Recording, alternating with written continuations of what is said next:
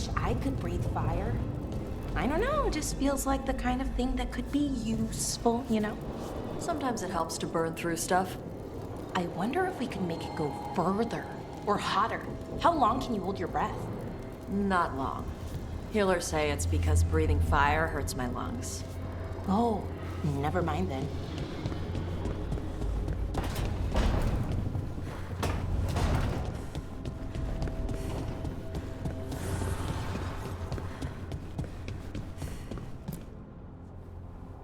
You seem at home here. Or is it a front? You know something I don't? So much for a straight answer. Nev, you don't strike me as an animal person. Well, besides cats, maybe. Oh, I'm not. Back home, you find a creature bigger than a cat, and it's probably half demonic. Damned if a third of the cats aren't either.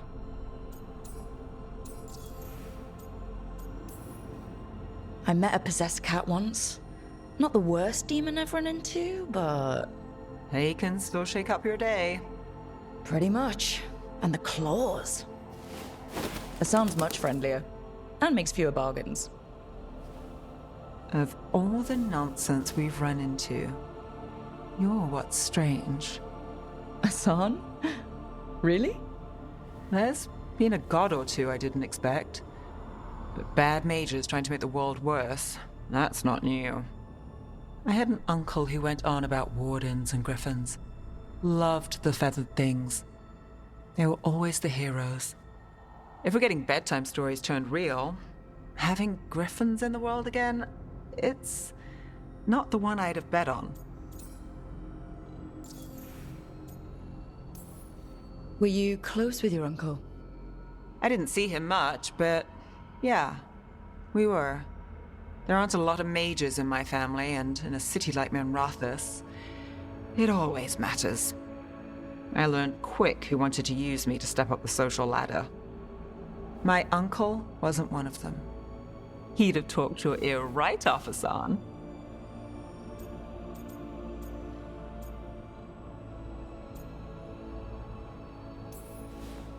Does this mean you like stories with happily ever afters?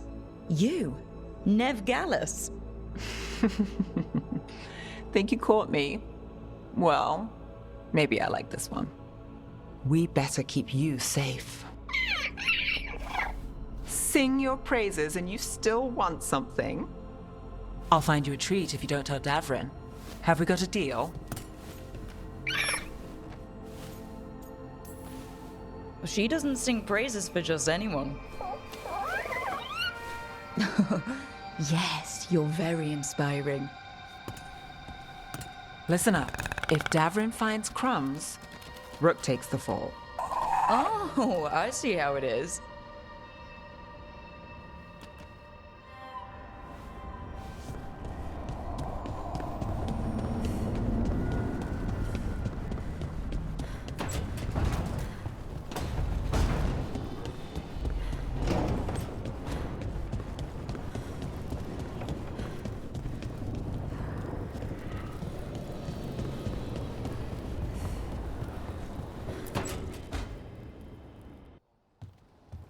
With all my regards, but I don't want them to think me homesick.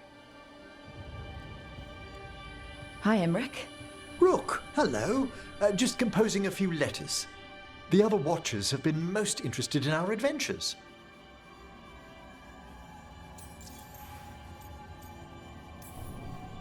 What's the Grand Necropolis like? Its majesty has stilled the tongues of kings and queens. It's a haven for spirits and the dead, a vast well of history, the duty and shelter of every Watcher. We who serve it are pledged to an eternal vigil. What do Watchers, watch for? There are stranger and more dangerous things than spirits in the Fade, Rook.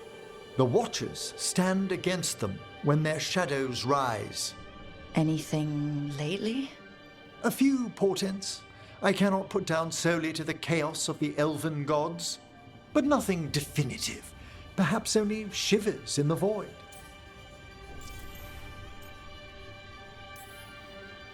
So, I've heard people call necromancers mortalitasi. What's the difference between them and the Mornwatch?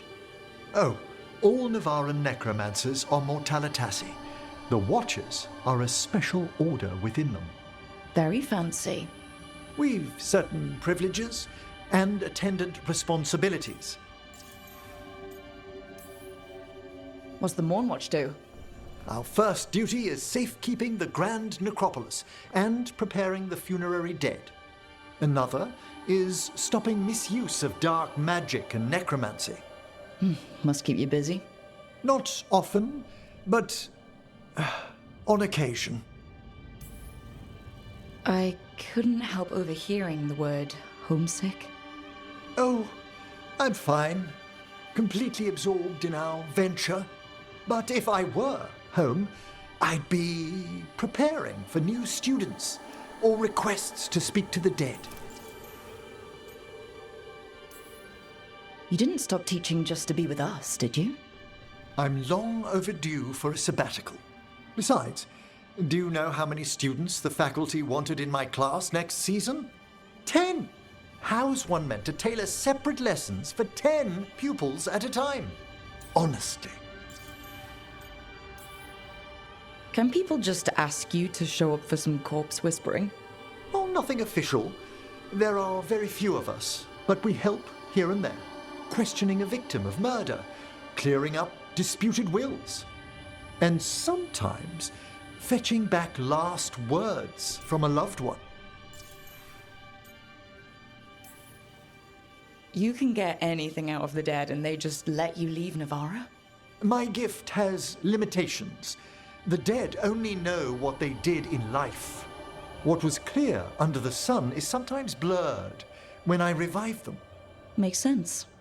Honestly, some conversations aren't worth the trouble. Death encourages obstinacy.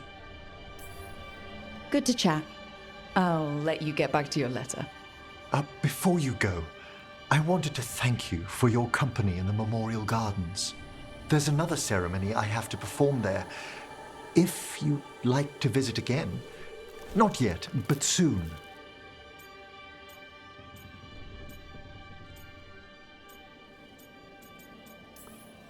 Horrible demon ceremony or peaceful garden ceremony? The latter, ideally. Can do. I'll let you know when it's time.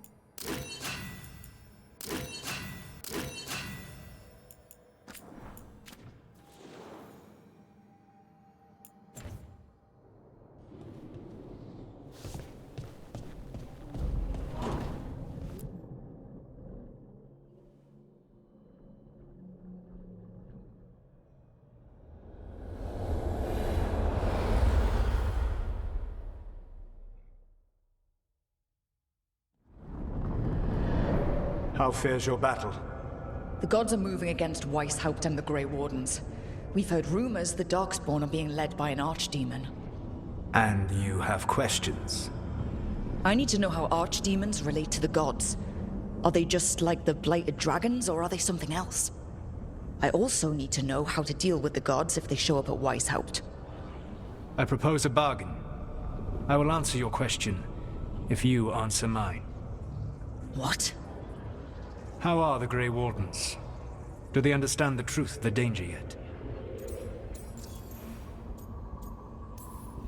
We've been through this already. You agreed to help me. What did you think my help would look like, Rook? I need to know that you are prepared. No. The First Warden still refuses to listen. As I feared. I tried diplomacy. I tried being firm. Nothing worked. When I asked why you should be trusted to lead the fight, you said that nobody else was doing it. That sufficed for me, but you will need more to convince the Grey Wardens. They see themselves as destined to lead this battle.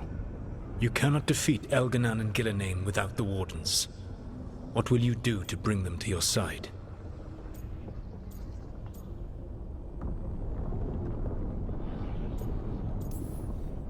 All I can really do is keep trying to get through to them. Have you ever ridden home in a wagon and felt the streets go from paved to dirt beneath the wheels? The horse is slow, and everything grows quiet as you're near home. What do you call that feeling? I don't really have a word for it. No, you do not. Elganan destroyed that emotion. He burned it from the mind of every living being. There were spirits of that feeling, just as there are spirits of joy, or fear, or despair. I begged them to fight. What happened to them? They waited too long. Without the emotion in this world to focus on, they faded until nothing remained. When you grow quiet, it is a part of your soul reaching for a feeling and finding emptiness. Because I failed. I understand. I'm not going to fail. How? What will you do?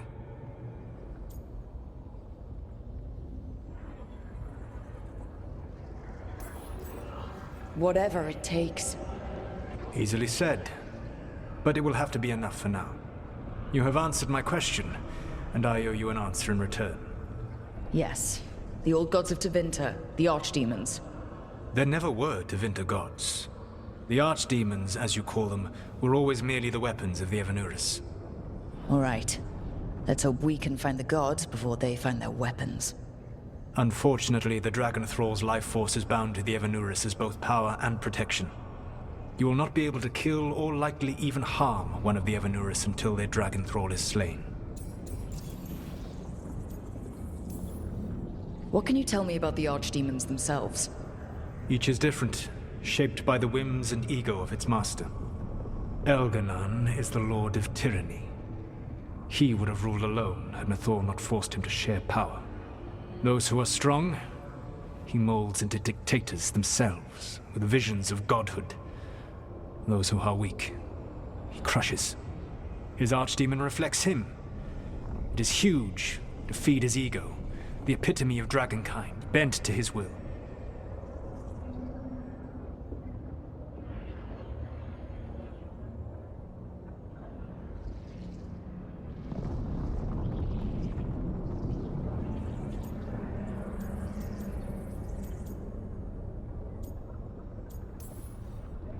Elganan sounds legitimately terrible.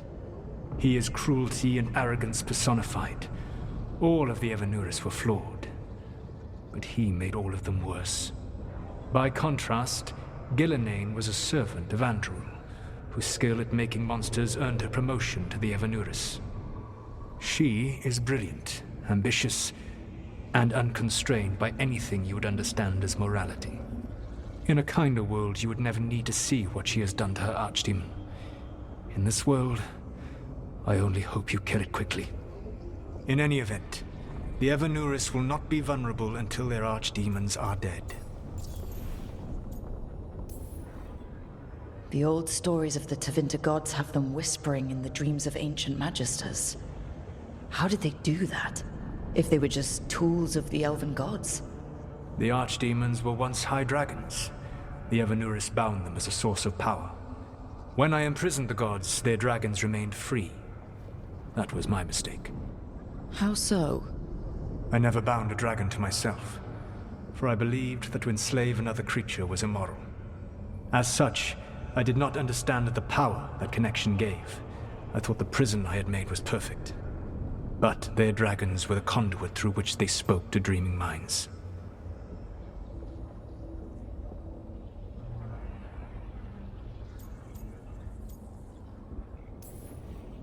Any other surprises we should know about? Even with their dragons dead, the Evanuris are powerful and well protected. You will need to use my dagger, the one you recovered. It can pierce their enchantments and strike them down. All right. Kill the archdemons, then use the dagger to take down the gods. Even a single opportunity to strike the Evanuris down will be rare, fleeting, and costly. You will not have another chance to catch them unawares. When you strike, you must be fully prepared.